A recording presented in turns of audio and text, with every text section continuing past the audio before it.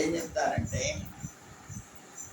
గోపిక ఎవడేదంటే దేవుడు అంతా ఏం లేదు, ఎటు గుంజితే అటే వస్తాడట దేవుడు. నువ్వు ఇటు గుంజితే ఇటు వస్తాడు, అటు గుంజితే అటు వస్తాడు.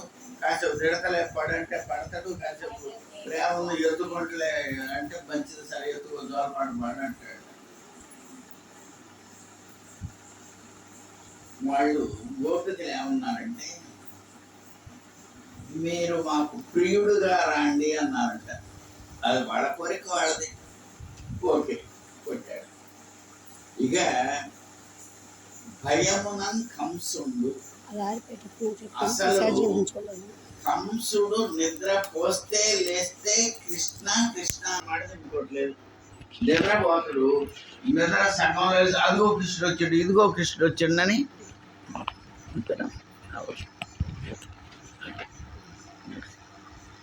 అదిగో కృష్ణుడు వచ్చిండు, ఇదిగో కృష్ణుడు వచ్చిండని మంచం నుంచి ఉలిక్కి పడతా ఉంటాంట.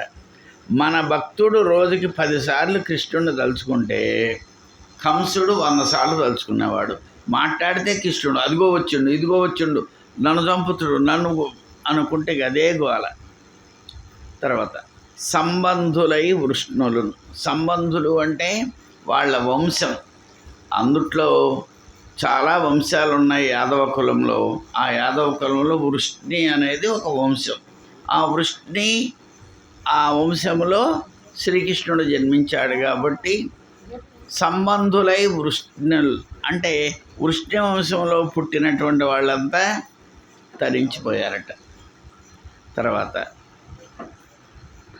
ప్రేమన్మీరలు భక్తి మేము. నారదుడు ధర్మరాజుతో చెబుతున్నాడు ఏమని, మీరు మీ చుట్టం కాబట్టి ప్రేమతో మీరు, ఇక మేము భక్తులం కాబట్టి భక్తితో మేము అది పరమాత్మను చేరుకుంటున్నాము. ప్రేమన్మీరలు భక్తి మేము ఇదే చక్రిన్ గంటిమి. ఉద్దామ ధ్యాన గరిష్ఠులైన ఎట్లైన హరిని చెందగవచ్చు ధాత్రీశ్వర. నువ్వు ఏదో ఒక తీరుగా తిట్టో పొగుడో ఏం చేయో అది కావాలనో ఇది ఏదో ఒకటి అసలు దేవుడి పేరు తలుచుకుంటే, దేవుడి పేరు తలుచుకుంటే దేవుడు ఏం చేస్తాడు తెలుసా? పొగిడిన వాడికి ఎన్ని వరాలు ఇస్తాడో తిట్టిన వాడికి కూడా అన్ని వరాలు ఇస్తాడు. ముందు ఆయన పేరు అన్నాక వాడు తిట్టు తీసేస్తాడు, పేరు స్మరణ ఉంచుకుంటాడు. ఇలా మనకు భాగవతంలో ఉంది.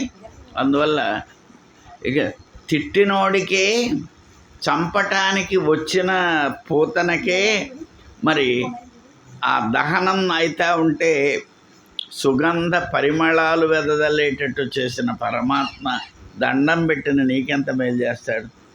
ఆమె వచ్చిందేంటి చంపటానికి, ఎవరు? పూతన. ఆమెకే అంత అవకాశం ఇస్తే మరి అసలు నువ్వేం చేస్తున్నావు? దండం పెడుతున్నావే, నీకు ఎంత మేలు చేస్తాడు పరమాత్మ అని మనం ఊహించుకోవాలి. తర్వాత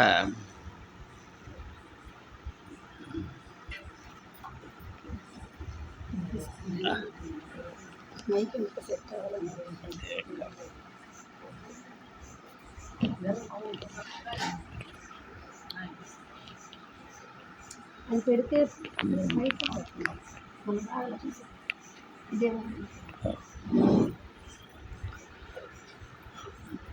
సరే,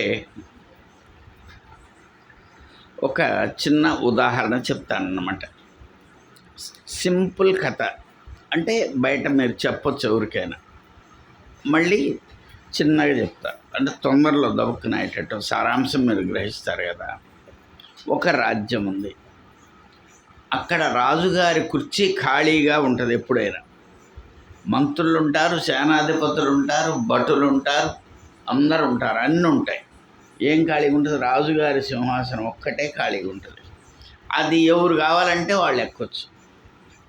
ఒకవేళ నీకు పోయి రాజుగారి సింహాసనం ఎక్కాలని అనిపించింది అనుకో, అక్కడ మంత్రి గారికి ఏమైనా నేను రాజు సింహాసనం ఎక్కువ ఎమ్మటే బ్యాండ్ మేళాలు వస్తాయి, ఊరేగిస్తారు, తలంట్లు వస్తారు, కొత్త బట్టలు తెస్తారు, కిరీటం తెస్తారు, పెడతారు, బ్రాహ్మణులు వస్తారు, వేద మంత్రాలు చదువుతారు. ఏది నేను సింహాసనం ఎక్కుతారంటే ఎమ్మటే రాజుని చేస్తారు. అయితే చిన్న మెలిక ఏంటంటే ఒక్క 6 నెలలే ఉంచుతారు రాజుగా. 6 నెలలు అయ్యాక దింపి ఒక ఊరు అవతల, వీళ్ళ రాజ్యం అవతల మొసళ్ళు ఉండేటటువంటి ఒక పెద్ద నీటి కొలను ఉంటుంది. అది దాటాక పులులు సింహాలు ఉండేటటువంటి ఒక అడవి ఉంటుంది. తీసుకపోయి 6 నెలలు అయ్యాక ఈ రాజుగారి పదవి ఎక్కినోడిని తీసుకపోయి ఏం చేస్తారు, ఈ నది దాటిస్తారు. నది దాటించి అడవిలో వదిలిపెడతారు. ఇంకా వీళ్ళు వచ్చేస్తారు, భటులు వీళ్ళంతా. ఇక అడవిలో సింహాలు పెద్ద పుల్లైనా తింటాయి, వీడు నీళ్ళల్లో దూకితే తిమింగలాలైనా మింగుతాయి, సొరచేపలైనా మింగుతాయి. ఇక అట్ట ప్రాణం పోవాల్సిందే. ఇది లెక్క. ఇప్పుడు ఆ సింహాసనం మీకు ఇస్తే పోతారా? రాజుగారి సింహాసనం మీకు కిరీటం పెడతారంట. అడిగి పోయి అడగంగానే కిరీటమే పెడతారు. అయితే ఒకడు ఏం చేశాడంటే, నేను రాజు అవుతా అన్నాడు. ఎక్కించాక అన్ని పవర్స్ ఉంటాయి. 6 నెలలు అయ్యాక వీడేం చేసిండు, 6వ నెలన అయిపోయాక వీడిని దేశపోతూ ఉంటే వాడు హ్యాపీగా పోతూ ఉండు నవ్వుకుంటా. అరే మిగతా వాళ్ళంతా ఏడ్చుకుంటూ పోయారు, ఏంది సార్ మీరేంది బాగా హ్యాపీగా నవ్వుకుంటూ పోతున్నారంటే, ఏమన్నాడంటే, నేను తెలివి తక్కువ అయితే కాదు, 6 నెలలు అయ్యాక మీరు నన్ను దింపుతారని తెలుసు, వీడి దేశపోతారని తెలుసు. అధికారం నా చేతిలో ఉంది కదా, నేను భటులను పంపించి డబ్బులిచ్చి ఇక్కడ ఊరు కట్టించి ఇక్కడంతా మా జనం ఉంటారు, నా మాట వినేటటువంటి భటులు సేవకులు ఉంటారు, ఇళ్ళు కట్టించుకున్నా. ఇక్కడ మీరు అక్కడ దింపగానే వాళ్ళు వచ్చి తెసిపోయి నా ప్యాలెస్లో కూర్చోబెడతారు. నాకేంటి భయం? మరి మిగతా వాళ్ళు ఏం చేశారు? హాయిగా కుర్చీ మీద కూర్చున్నారు, దొరగారులాగా ఉన్నారు, పోయేనాడు ఏడ్చుకుంటూ పోయారు. వీడేమన్నాడు, కుర్చీ మీద కూర్చున్నాడు కానీ వ్యవహారం ఆలోచించాడు. 6 నెలలకి నేను దిగాలగా, దిగినాడు నేనెట్ట? అప్పుడు వాడు ఆలోచించిపోయి హాయిగా సింహాసనం ఎక్కిండు. ఇది ఎవరి కథ? నీ కథ. నువ్వే ఇప్పుడు రాజుగారి సింహాసనం మీద కూర్చున్నావు. ఒకనాడు వస్తుంది, నేను దేశపోతాడు వాడి పేరేంటి, యమనోడో ఎవడో వస్తాడు, వాడు దేశపోతాడు. వాడు దేశపోయే నాడు నీ కాడ గనక పుణ్యం ఉంటే, నీ కాడ గనక దానం ఉంటే, నీ కాడ గనక యజ్ఞం చేసినటువంటి అది ఉంటే, నీ కాడ గనక పరమాత్మను పూజించిన భక్తి ఉంటే, అక్కడ పోగానే యమభటులు నీకు దూరంగా జరుగుతారు. దిగంగానే వాళ్ళు దేవభటులు స్వర్గంలో ఉండేవాళ్ళు వస్తారు, వచ్చి నిన్ను ఎత్తుకొని పోతారు, స్వర్గంలో తీసుకుపోతారు. మరి ఇప్పుడు మీ ఛాయస్. అయ్యాళ రైలు ఎక్కిపోయేటప్పుడు జేబులో రూపాయి లేకుండా పోదామా, లేదా ఇక్కడ ఉన్న రూపాయల్లో బీరువాలో కాసిన జేబులో పెట్టుకొని పోదామా అనేది ఇప్పుడు మీరు ఆలోచించుకోవాలి. పోయే నాటికి పుణ్యం చేసుకుంటే, పోయే నాటికి నువ్వు భక్తి చేసుకుంటే ఏమైంది? హాయిగా నీకు స్వర్గమే, రెడ్ కార్పెట్, అక్కడ సుఖంగా ఉంటావు. అది చెప్పుద్ది భగవద్గీత అందుకోసం. మరి అయితే ఒకటి వదులుకుంటేనే ఒకటి వచ్చిద్దమ్మా, ఒకటి వచ్చింది.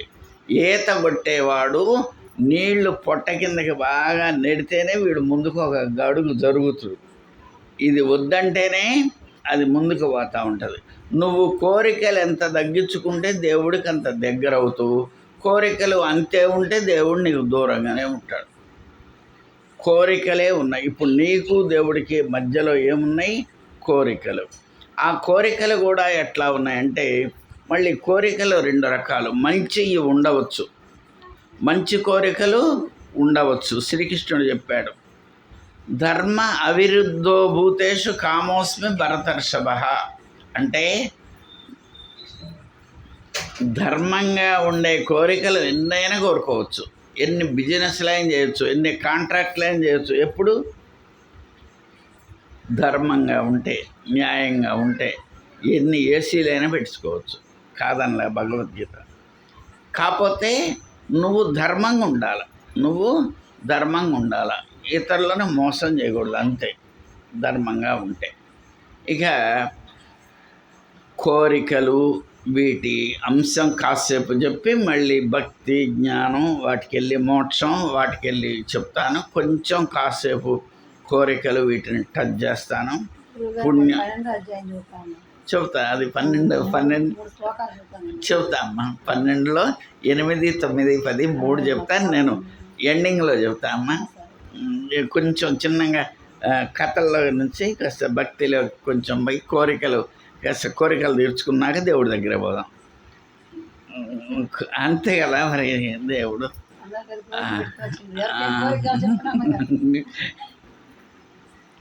స్టార్టింగ్ 1వ అధ్యాయం 32వ శ్లోకం.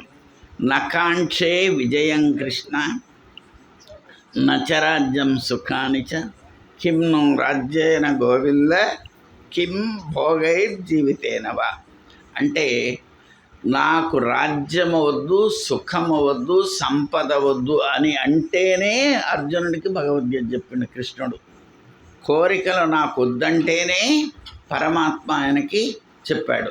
అందుకని కోరికలు, పనికిరాని కోరికలు తగ్గించుకోవాలా అనేది ఇక్కడ చెప్పేటటువంటి విషయం. ఇక ఒక చిన్న ఉదాహరణ, మన కోరికలు ఎట్లుంటాయి, మన సమస్యలు ఎట్లుంటాయి, చిన్న ఉదాహరణ చెప్తాను అనమాట. ఒక బావి ఉంది, బావిలో ఏముంది అంటే దానికి గోడ లేదు, నేలబాయి, మేక ఏదో పరధ్యానంలో ఉంది, దబుక్కున పడ్డది. ఏం పడ్డది? బావిలో పడ్డది. మేక బావిలో పడ్డది. బావిలో పడతా ఉంటే అది బావిలో పడకుండా మధ్యలోనే ఏమైంది, ఒక రాగి చెట్టు ఉంది, ఆ గోడ మధ్యలో మొలుస్తుంది, ఆ రాగి చెట్టు మీద పోయి పడ్డది. ఇది అంటే కింద పళ్ళ మధ్యలో ఉంది రాగి చెట్టు. కింద చూసుకుంది, ఒక కొండ చిలువ అక్కడ కింద అడుగున బావిలో ఉంది. సరిగ్గా కింద పడ్డట్టయితే అది కొండ చిలువ దీన్ని దబుక్కున మింగేది, దీని పని అయిపోయేది. ఎట్టనో అయ్యే ఇక్కడ ఉన్నారా అనుకుంది. ఇంతలో ఒక ఎలక ఇది కూసున్న కొమ్మని కొరుకుతూ ఉంది. అది ఎలక పని ఎలక చేస్తూ ఉంది. అది ఎలక కొరకటం అయిపోయింది అనుకో, ఎక్కడ పడుతుంది? బావిలో పడుద్ది. కొండ చిలువ తింటుంది. ఇప్పుడేమైందంటే ఆ రాగి చెట్టు గోడకుందిగా, దానికి తేనె తెట్ట ఒకటి ఉంది. ఇది కింద పడేళ్ళకి అది కదిలింది, దాంట్లో నుంచి తేనె వస్తూ ఉంది. అది తేనె నాకుతూ ఉంది.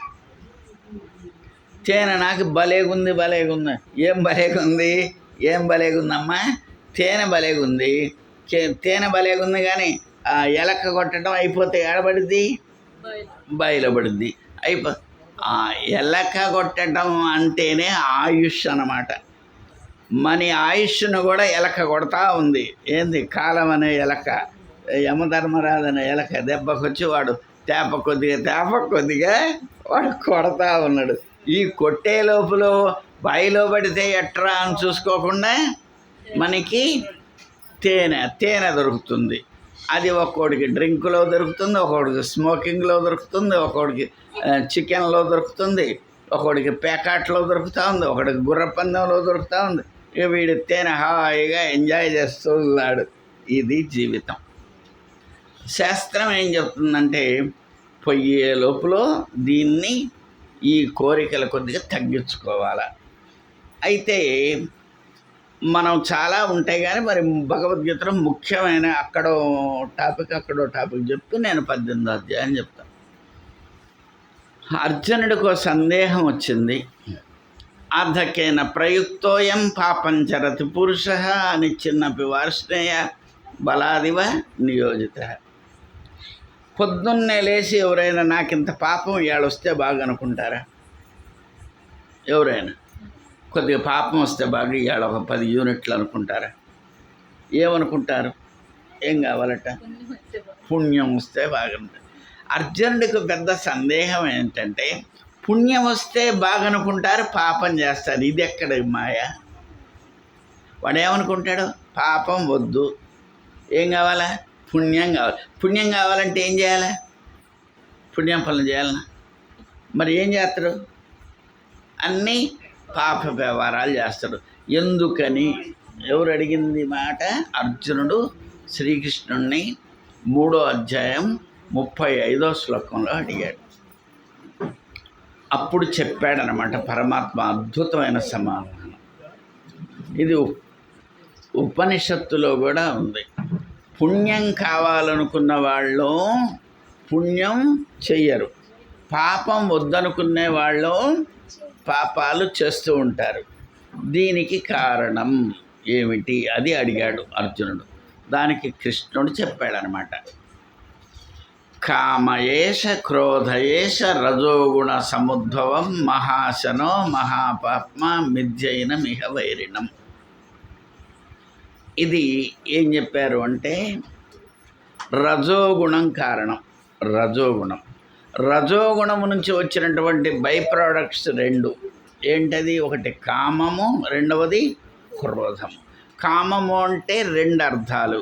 ఒకటి దాంపత్య సుఖం, ఒకటి ఇతర సంబంధమైన కోరికలు. ఈ అనేటటువంటి కామము, క్రోధము, కోపం. క్రోధం అంటే కోపం. ఈ 2 బై ప్రోడక్ట్స్ ఉంటాయి. ఎవరికి? రజోగుణానికి. కామ క్రోధాలు ఉంటాయి అన్నమాట.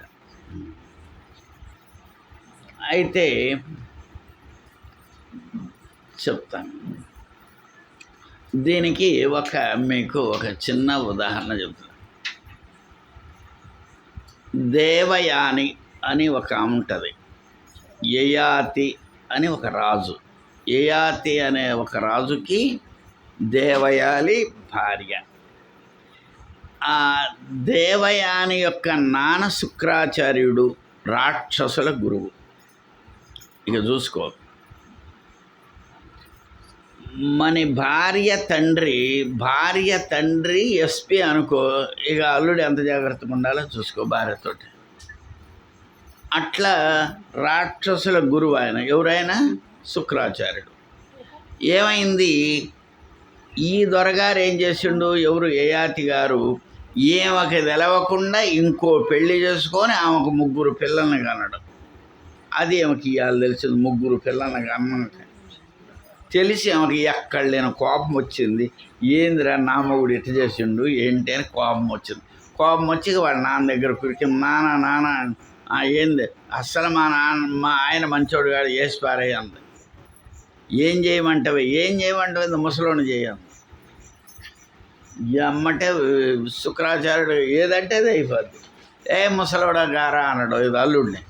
ఆ నెలకు వాడు ముసలోడు అయ్యాడు దెబ్బకి. అయ్యాక మొగుడు పెళ్ళాల మధ్య కోపం ఎంతసేపు ఉంటుంది? అయ్యాళ్ళు ఉంటుంది, తెల్లారు ఉంటుంది. ఇంకో తెల్లారికి తగ్గిద్దిగా. ఇక బతిలాట మొదలుపెట్టి ఎట్టనే మమ్మగ ఎట్టనో నన్ను మంచి చేయవే, వయసుని చేయవే అని మళ్ళీ భార్యను బతిలాడు. మళ్ళీ వాళ్ళ నాన్న దగ్గర నాన్న ఇక మా ఆయన్ని మళ్ళీ వయసుని చేయండి, చేత కాదన్నాడు. నా వల్ల కాదమ్మాయి అన్నాడు. అదేంది నువ్వు ముసలోని చేసినావు మళ్ళీ వయసు, అది నా చేతుల్లో లేదండి. ఎట్టయిద్ది మరి, వామ్మో తేడా వచ్చింది నాన్న అంటే అప్పుడు అన్నాడు, మీ కొడుకుల్లో ఒకడు వాడి వయస్సు ఇస్తే ఈయన ముసల్తనం మీ కొడుక్కిచ్చి ఆ కొడుకు వయస్సు నేను తీసుకుంటా అన్నాడు. అప్పుడు ఒక పిల్లగాడు విన్నాడు. సర్లేని ఆ పిల్లగాడి వయస్సు ఈ యయాతికి ఇచ్చారు. యయాతి ముసల్తనం వాడికి ఇచ్చారు. ఇట్లా కొన్నాళ్ళు నడుస్తుంది. ఇప్పుడు అసలు కథ ఇప్పుడు మొదలైంది. మళ్ళీ 30-40 ఏళ్ళు అయ్యేసరికి మళ్ళీ నిజంగా ముసలోడు అవుతాడు వీడు. అప్పుడు శాపం మీద ముసలోడు, ఇప్పుడు నిజంగా ముసలోడు. అప్పుడు భార్యను కూర్చోబెట్టుకొని, భారతంలో ఉంటుంది ఇది, భాగవతంలో కూడా ఈ కథ ఉంటుంది. ఒక చక్కటి పద్యాలు ఉంటాయి ఇందులో. ముదిసెను దంతావళియు పన్నులు ఊడిపోయినాయి. ముదిసెను ముసలి అయిపోయినాయి, పన్నులు ఊడి. ముదిసెను దంతావళియు ముదిసెను కేశములు. కేశములు అంటే వెంట్రుకలు తెల్లవి. ముదిసెను తనువు అంతా కూడా ఏంటి, ముడతలు పడిపోయినాయి. ముదియనివి 2 చిక్కెను, ఇయో ముసలయ్యని. మళ్ళీ ముసలి కానీ కూడా 2 దొరికినాయి నాకు. ఈ ముసలి ఏదియో ఈ ఏంటి, పళ్ళు ఊడిపోయినాయి, వెంట్రుకలు తెల్లబడ్డాయి, శరీరము ముడతలు పడ్డది. కానీ ముదియనివి 2 చిక్కెను. ముదియని 2 చిక్కెను ఏంటో తెలుసా? బ్రతికెడు తీపియు విషయ స్పృహయున్. ఏంటి వాటికి ముసల్తనం లేని వేటికి? ఏంటి వాటికి? నేను బతకాలన్న ఆలోచన నిత్య నూతనంగా యవ్వనంగా ఎప్పుడూ మన మనసులో అంతే ఉంటుందట. అంటే బ్రతికెడు తీపియు, ముసలోడు మంచంలో పండుకొని కూడా వాడికి అదే తీపి ఉంటుంది. నేను బతకాల. ఇక తర్వాత ఇంక వాడు మంచాన వండుకొని, అయ్యాళ్ళ నేను ఫ్యాక్టరీ పెట్టినాడు, ఓపెనింగ్ నాడు ఎంతమంది వచ్చారు, బోలెడు మంది భలేగా వచ్చారు, నేను ఆ అమ్మాయి పెళ్లి చేసినాడు, నేను కట్నం బ్రహ్మాండంగా ఇచ్చిన, ఇవన్నీ ఇక వాడు నెవరేసుకుంటూ ఉంటాడు. విషయ స్పృహయన్ జరిగినాయి, జరగబోయాయి, మంచం మీద కూర్చొని కదలకుండా కూర్చొని అనుకుంటూ ఉంటాడు. ఇంతే, ఎవడికైనా అంతే. ఈ 2 ముసలై కావు, మిగతా అన్నీ ముసలై అయిపోతూ ఉంటాయి. అట్లనే ఎవరికైనా అంతే. అందుకనే ఏం చెప్పారు అంటే, ఆశ ఎక్కడో ఒక చోట తగ్గించుకోవాలి. శంకరాచార్యుల వారు ఒకటి చెప్పాడనమాట భజగోవిందంలో. అంగం గలితం ఫలితం ముండం దశన విహీనం జాతుం తుండం వృద్ధో యాతి గృహీత్వ దండం తదపి నముంచతి ఆశ పిండం. అంటే ఏంటి అంటే, ఇక్కడ చెప్పింది అంటే, నా శరీరము ముడతలు పడిపోయింది, ఫలితం ముండం అంటే వెంట్రుకలు తెల్లబడిపోయినాయి, ముసలివాడినైన కారణముగా నా పళ్ళు ఊడిపోయి బొగ్గలు సొట్టబడ్డాయి. దశన విహీనం జాతుం తుండం. ముసలివాడినైన కారణంగా నాకు ఏమొచ్చింది? కర్ర వచ్చింది. ఇది నా పరిస్థితి. అయినా నముంచతి ఆశ పిండం. ఆశలు చావలేదు. ఇంత ముసలోడైనా కానీ ఆశలు చావలేదు, కోరికలు చావలేదు. అందుకని భగవద్గీతలో శ్రీకృష్ణుడు ఏం చెప్తున్నాడు అంటే, ఎక్కడో ఒక చోట ఒక పాయింట్లో నువ్వు ఆపుకోవాలి కోరికలు. సంతుష్ట సతతం యోగి యథాత్మా దృఢ నిశ్చయ. ఇది భక్తుల యొక్క గుణాలలో చెప్పాడనమాట. సంతుష్ట అంటే ఉన్నది చాలనుకోవాలి, ఎప్పుడో ఎక్కడో ఒక చోట చాలనుకోవాలి. ఇక ఎక్కువ ఉన్నా కానీ ఏం చేసుకుంటావు? ఎక్కువ ఉన్నా ఏం చేసుకుంటావు? 1,00,000 కోట్లు ఉన్నాయి, ఏం చేసుకుంటావు? చాలదా? 1,00,000 కోట్లు ఉన్నోడు ఇంకో 50,000 కోట్ల కోసం ప్రయత్నం చేసి జాళ్లకు పోతున్న వాళ్ళు బోళ్ళ మంది ఉన్నారు. 4,000 కోట్లు ఉన్నాయి ఒక మినిస్టర్కి, వాడు మళ్ళీ స్కామ్లో ఇరుక్కున్నాడు, జైల్లో పెట్టారు వాడిని. 4,000 కోట్లు ఉంటే చాలా అనుకోకూడదా? ఏం చేస్తారు? పోయేటప్పుడు అన్నం కోరేగా. తల్లి గర్భము నుండి ధనము తేలేదెవ్వడు, వెళ్ళిపోయేనాడు వెంట రాదు. మనం తల్లి గర్భంలోంచి ఏమి తేలేదు, పోయేనాడు మన వెంటమేమీ రాదు. లక్షాధికారైన లవణ మన్నమే గాని మెరుగు బంగారంబు మింగబోడు. లక్షాధికారైన ఎవడైనా పప్పులో వేసుకునేది ఉప్పే, ఏది కూరలో వేసుకునేది కూడా ఉప్పే. బంగారం కరగబెట్టి పోసుకుంటాడా? కూడబెట్టిన ధనమెల్ల కుదువబూడు.